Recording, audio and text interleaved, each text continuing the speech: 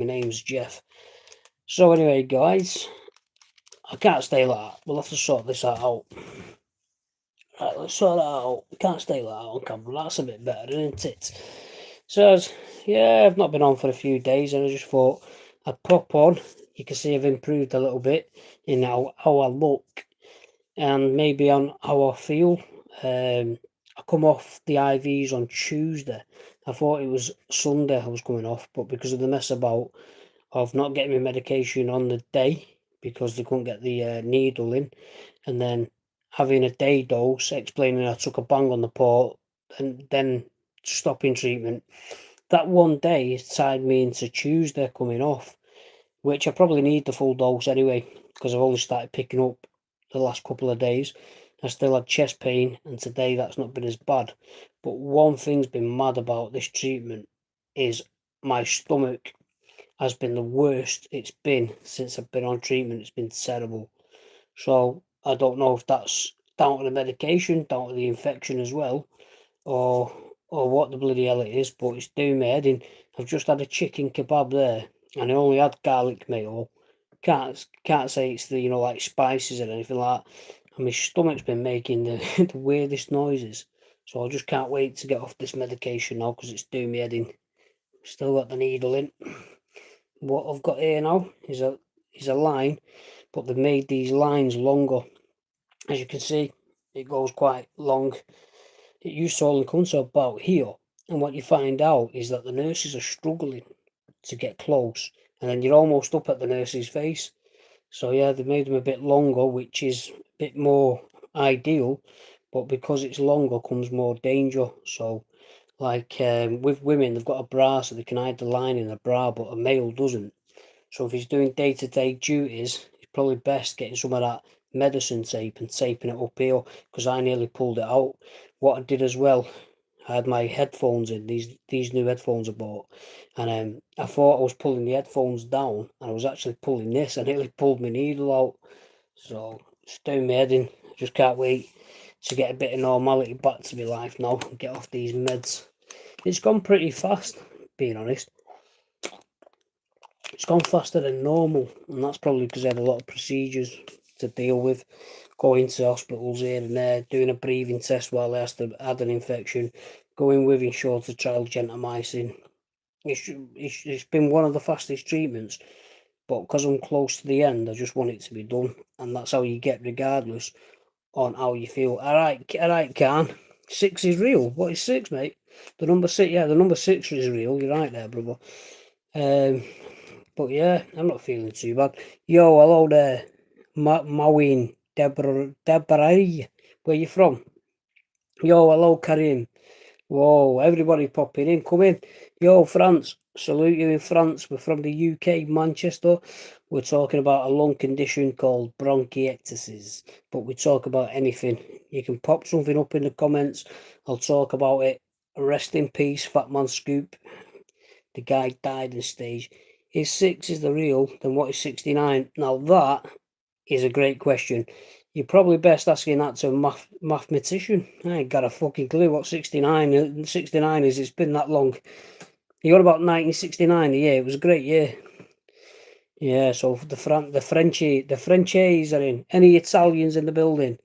Yo, hello there from Ethiopia. Well done, mate. Thank you for coming along.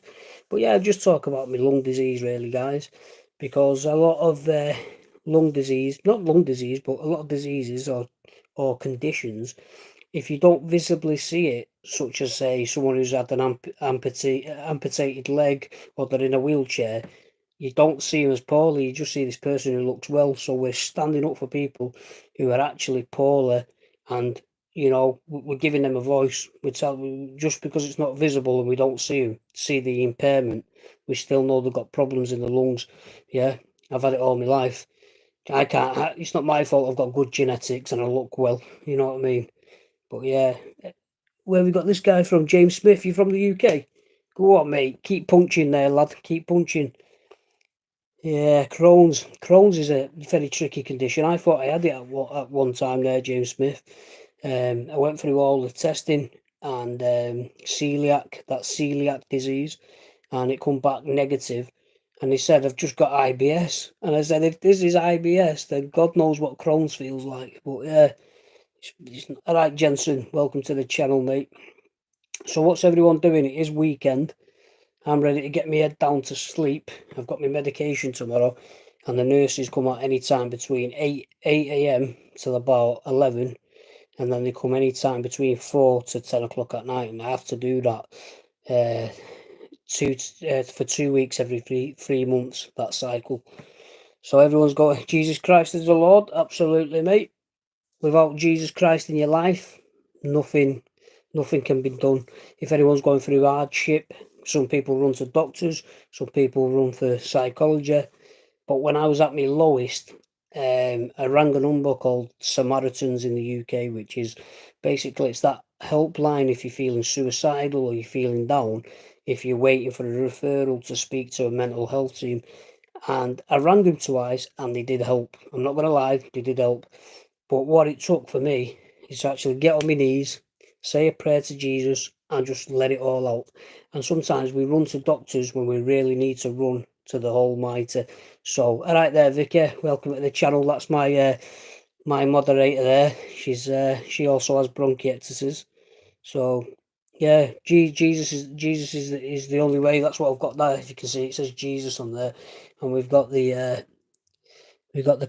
St. Christopher pendant. So I am a big believer in, he's the big healer at the end of it. These doctors give us medications, these nurses run the medications, but it's up to our bodies if they accept it. And ultimately, it's down to Jesus Christ if he wants to save us. I've got a testimony whilst we're speaking about it. No, I'm not a no trainer ball. This is just, this is what you see here is just natural. But thanks for the compliment. But yeah, going back to what I was saying is, in 2000 and when was it? When did the COVID come? Was it 2020? Well, I didn't believe in it. And me being someone who suffers with the lungs, I was skeptical that it was just pushing something like a scaremongering tactic, because I went 2 years without ever catching this COVID. Anyway, what happened to me is I eventually got it. It's shown it through the test. All the family got it. I seen what it did to my partner's daughter. She was very poorly for 3 days, absolutely whacked out. Temperatures nearly 40s, and she got well. She got well pretty quick with that COVID. And then we got it. So we was both sort of hospitalised because we both suffer with the lung condition. So they took us in, and I'd been in there about a week, and I felt like I could go home at any time. And a doctor come and see me, and the doctor said to me, it's people like you that in the first week they're okay. It's when they go into the second week. When they go into the second week, they normally decline. Anyway, I declined in my second week. I had to have a mask that was strapped to my face, which is called a CPAP machine. And basically, it's controlling your breathing because you're not controlling it. So basically, it's pushing.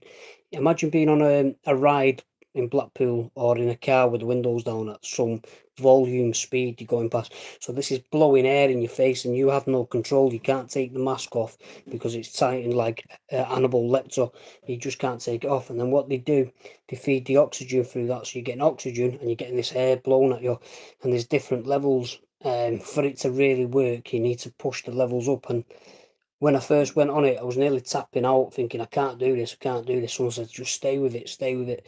So I stayed with the CPAP machine, and then I went from about level 4 to level 8, and then I was actually sleeping with it on, and it was like a miracle. I was on maximum oxygen. I think it's 15% oxygen you can give a person, that's the maximum. So I was on maximum oxygen. A doctor come and see me, and when the doctor come and see me, he held my hand. And I've been in hospital many times prior to this. I've been in for many chest infections in the past, and he grabbed my hand and he said, you're really, really poorly here. He actually rang my parents, told them, this is a 50-50 chance kind of thing. And all I did was listen to what the specialist said, keep the mask on, keep the oxygen on, and just try and do what you can. Roll on the front of your stomach, lift your head up, and open your lungs. And then what happened is, I got moved from one bed to a different ward. as he was moving me, I had to have a nurse with a backpack on, with a cylinder of oxygen and a resuscitated bag, and they took me to the chest ward, which was H2, and then they slowly stepped me down the oxygen slowly, but every time they were slowing me down on the oxygen, I was getting from 15, that is the maximum, to about 4. Once they started lowering it, it had to be put up the oxygen. So I get put on this ward, and this woman sees me on the bed, and she says, "Hey, let me just step it down. Let me just step that oxygen down a little bit." And I was like, "No, no, no, no," because every time they've stepped it down, I can't breathe. I need this oxygen. I need this oxygen. Well, I'll tell you what, that's when a miracle happened, because they stopped the oxygen. I didn't have the mask anymore, and I didn't need oxygen. Just from being moved from one ward to the next ward, I didn't need any more oxygen. And I was praying a lot, and I want to believe that the people who care about me were praying a lot. And that's just one testimony.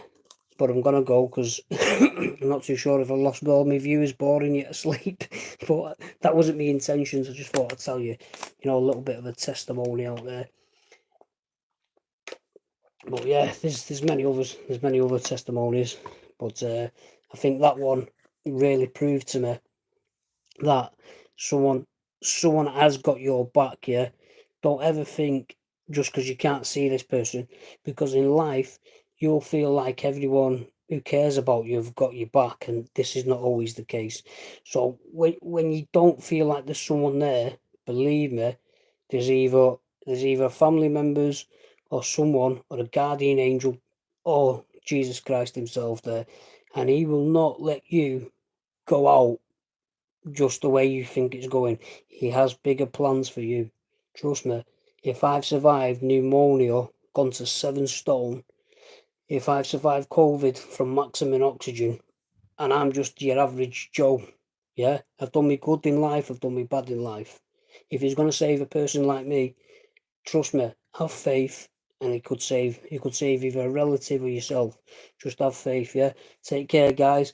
Keep positive, because I'm telling you, we're in a place now where mental health is really bad at the moment, yeah. There's no one there for no one. So remember, reach out to people. There's no point having Facebook with 500, 600 friends when you'd never pop in and check on someone.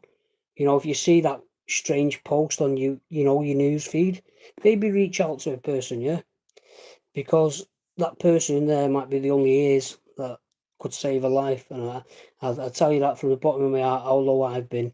If you see anything like that, guys, act on it, yeah? Even if you think, oh, I've not spoke to this person for 20 years, I've never spoke to him since I've been on Facebook, just reach out to him and say, hi, are you okay? And even if you don't get a response from that person, at least that person knows there was someone there for him in their darkest hour when they thought there was no one there at all. So I'm going to leave you on there. Thanks to everyone coming in. And if you're new, subscribe. And I'll see you on the next one. Take care.